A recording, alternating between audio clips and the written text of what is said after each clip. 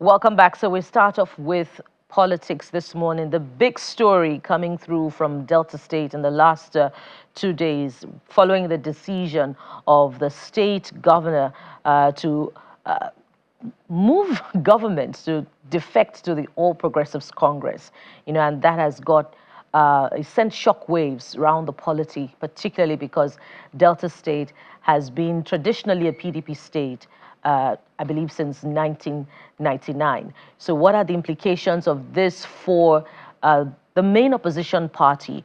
What are the implications of this even for the people of Delta State? Because there's a bigger question about whether this goes down well with the electorate in Delta State. So let's have this conversation this morning. And joining us is the National Chairman, Action Democratic Party, ADP, Mr. Yabagi Sanni, who's right there in our Abuja studios. Good morning, Mr. Sanni. Thank you so much for joining us on the program. Good morning. Good morning. Thank you for having me. Let's start with a setting out of what your reflections may have been when the story came to you about the defection. Does it come as a surprise? No, not at all. It's not surprising at all. And to every watcher of political development in this country, if you like, you can take it maybe to 2015, the build-up 2015 elections. This is just like another history. I mean, history repeating itself. Because don't forget that 2015, when Goodluck Jonathan was in power or was about to contest for election, there were defections from his party, that is PDP, the same PDP you're talking about today. And the defection was led by who? Atiku Abubakar. I think about 7 governors followed him out of PDP, plus other political leaders in that party. And that was the beginning of the end of PDP. And like you know, once a pot of soup is foul, no matter what you do, you can add salt, you can add pepper, it will never be the same again. And the PDP soup is foul. And that is why they cannot find the solution to this crisis that they are having. The background to this also, we shouldn't lose sight of the fact that there is what has become the dictum in Nigerian politics. And what is it? You must take into consideration the primordial sentiments that we have. And the 3 factors that have become a sort of given in our politics before you contest any elections. It doesn't matter how popular you may be or the amount of money you have at your disposal or connections you have. What are these 3 factors? Number 1, you have the issue of region. Regional politics has become a dictum in Nigeria. The next one, perhaps, well, not so much, but also it's very important, which is religion. And the third one is the ethnicity. So these are what characterize and govern and determine how our politics plays out. And that is why in 2015, what was used against Jonathan was the issue of zoning.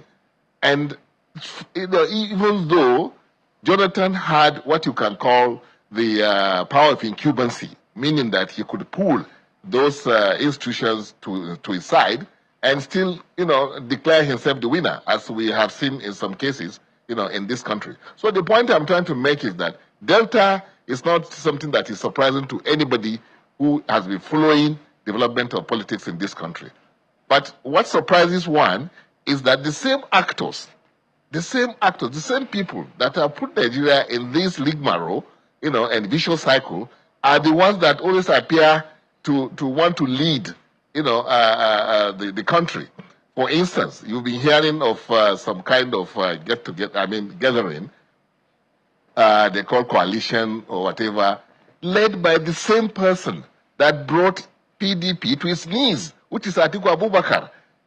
And don't forget also what happened the build-up to 2023, when Nyesom Wike, played the same card against Atiku by moving out with about 5 governors. So it's like anytime we are having election and the national elections in this country, you will find some personalities that should really work for the deepening of democracy taken advantage using these primordial sentiments that I've talked about. So Nigerians, we must wake up to the fact that we cannot get this country out of the woods, academically, socially, politically, if we do not do things in accordance with what is known as merit.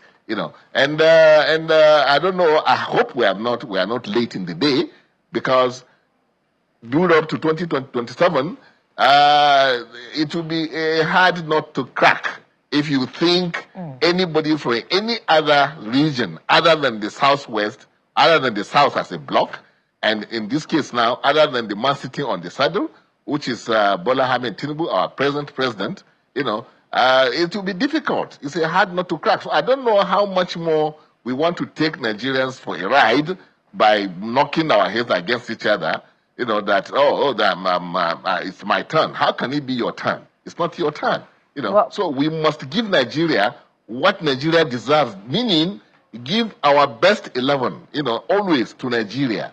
But unfortunately, we are not doing that. That's why we are where we are today. And that's why the APC governors are just saying laughable things like, it's the performance of Tinubu. That's why these governors are coming to us. Of course, we know it's far, far, far away from that. Nigerians are today, in a situation that is more despicable than we have ever had it, in terms of poverty, in terms of insecurity, in terms of everything that defines Nigeria. Where the statistics have nosedived.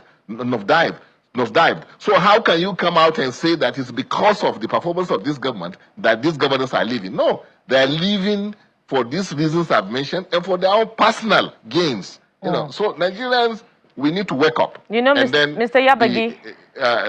Yes, sir. You may have peeped into our notes this morning as we reflected on the continuing defections and, became curious about what the dividing lines would then be between the ruling APC and the All Progressives Congress, speaking to the absence of the development of the people at the grassroots and structures around them, from the list of the motivations for politicking. And that brings me to my next question. If that is clearly lacking, is that not the reason, this absence of ideology in our politicking, is that not the reason why, whether it's either the PDP between 1999 and 2015 or the APC between 2015 and 2025, Nigeria is still in the doldrums, so to speak, as far as development is concerned?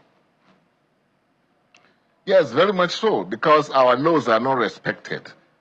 Meaning that the constitution of this country, when it comes to the issue of Nigeria, is the most abused, I've seen, especially when you talk about elections, because electoral laws are not obeyed, and the issues of who dictates the tone, meaning that who has power over the institutions that you want to rely upon to declare you as the president, even if you have won the elections. So you are right that we are yet to really focus on how to build this democracy in this country.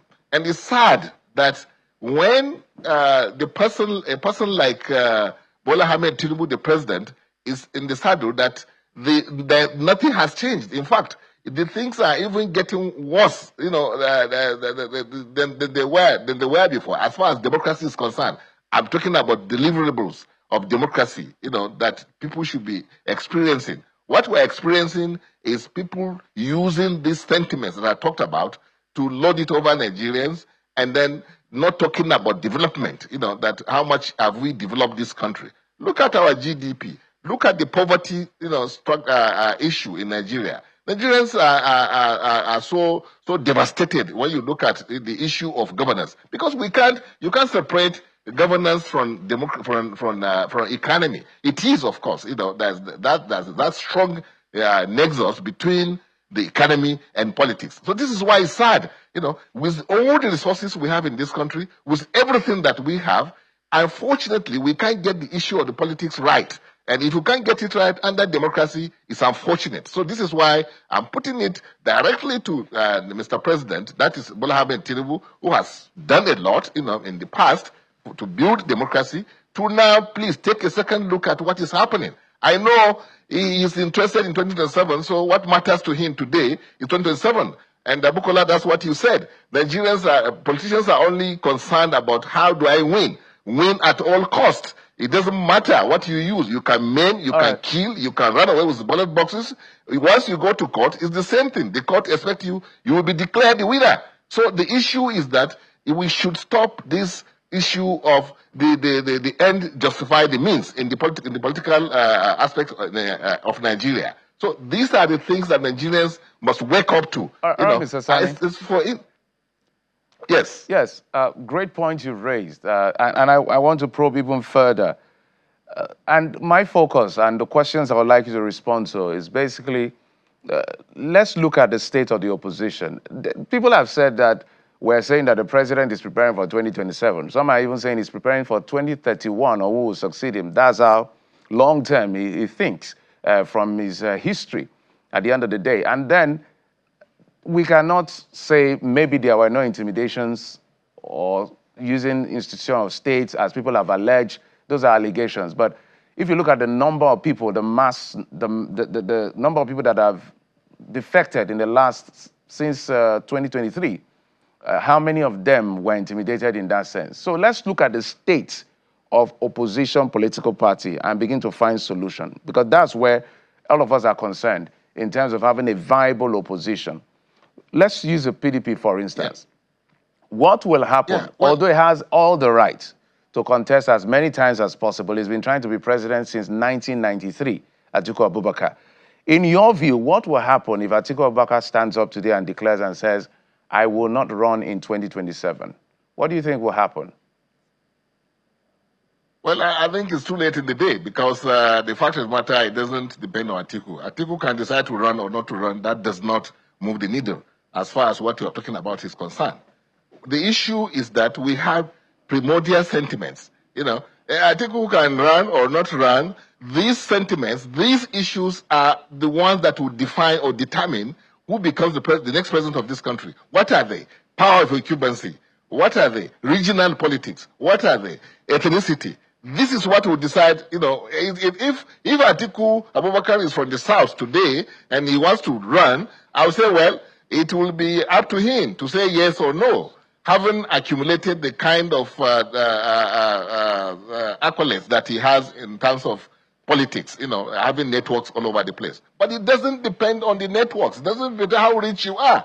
It doesn't depend on how popular you are. It depends on, are you from south or from the south or from the north? Are you a Muslim or Christian? Or are you the one in the saddle that can coerce or bring all these institutions together and say, this is what I want, go and deliver me, and they'll deliver you. So this is the issue. It's not the issue of anybody today. So the issue I'm talking about is that it's high time Nigerians themselves. That's why I like when somebody said the election 2027 will be between the PDP, between APC and Nigeria. The issue is Nigerians. We have to wake up from our slumber.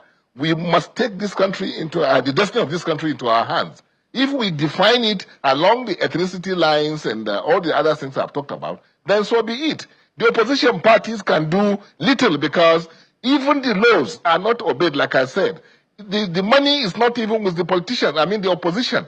That is why you have even the governors from these parties, opposition parties, that could have used their resources, are decamping, because they now see that it's not just money, it's also the power of incumbency, which, the INEC is with the government, the leading agencies, security agencies that would tell you that you have won election are all with one man who is also contesting. Right. So which magic do you want to play? That at the end of the day, the INEC will declare you the winner, or the police will guard will protect you, ensure that your votes, are really count, and you are declared the winner. So, you see, the issue is about we as a country. And 2027, whoever you can say we have, Bola Tinubu can plan 2027 and 2031. Well, we've had the same thing from when Chief Olusegun Obasanjo was in power. He said they're going to be there for 16 years, but they managed to finish 16 years.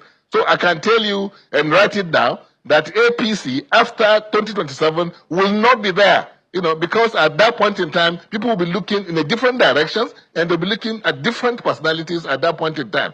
So it's just they can entertain themselves and deceive people, deceive themselves that not only 2027 but 2031. 2031 is a lie, because other political parties and those who are in PDP, I mean the APC at that point in time, like what is happening with PDP now, would have had enough of APC. All right. Because things are not based on the truth. Well, Mr. Sanni. It's a pack of cards. Right. The political parties, and it's a pack of cards. Let me come in here quickly. Completely disappear by 2027.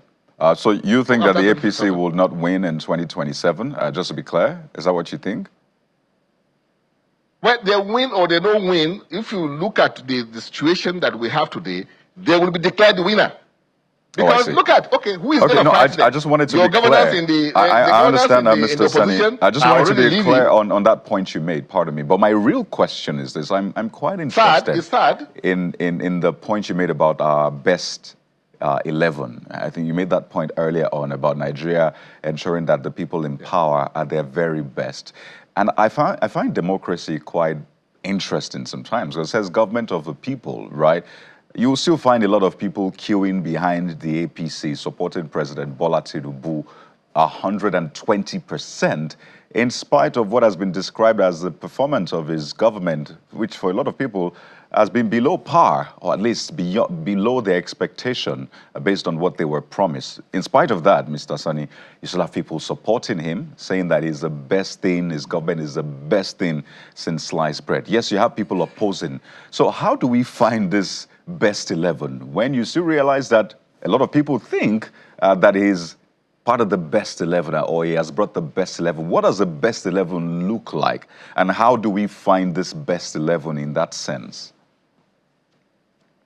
Well, the best 11 we know are, give a Nigerian, opportunity, even outside this country. They're either number one or a very, very good number two, in every facet of life. You can look at anything. Is it medicine? Is it even politics? Look at how Nigerians are pulling their weight in America, in Europe, in Canada, whatever. They are always, look at, you have even Nigerian to be the leader of the opposition in UK today. So the best 11 is there. It's we Nigerians that will begin.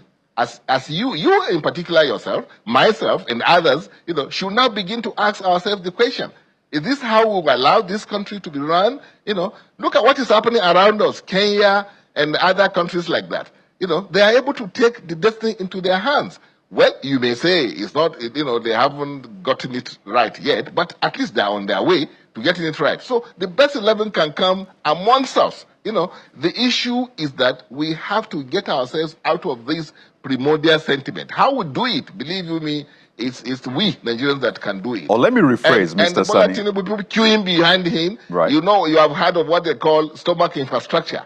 That is what it's all about. When they are talking like Delta, I heard them saying that they want to be able to develop their state and what have you. No, they want to develop their own stomach. That's what it's all about. So the issue still is the fact that our laws are not obeyed.